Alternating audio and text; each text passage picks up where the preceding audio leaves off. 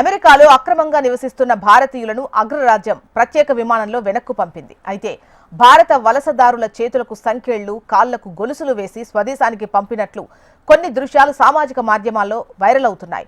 దీంతో ఇది కాస్త రాజకీయ వివాదానికి దారితీసింది. కేంద్రం దీనిపై స్పందించింది.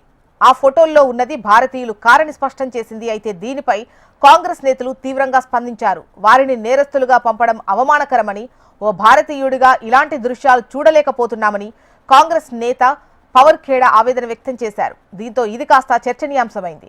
ఈ నేపథ్యంలో ప్రభుత్వానికి చెందిన పిఐబి ఫ్యాక్ట్ చెక్ డిపార్ట్మెంట్ ఆ ఫోటోలపై నిజ నిర్ధారణ ప్రక్రియ చేపట్టింది. ఇందులో అవి ఫేక్ అని తేలినట్లు పిఐబి వెల్లడించింది.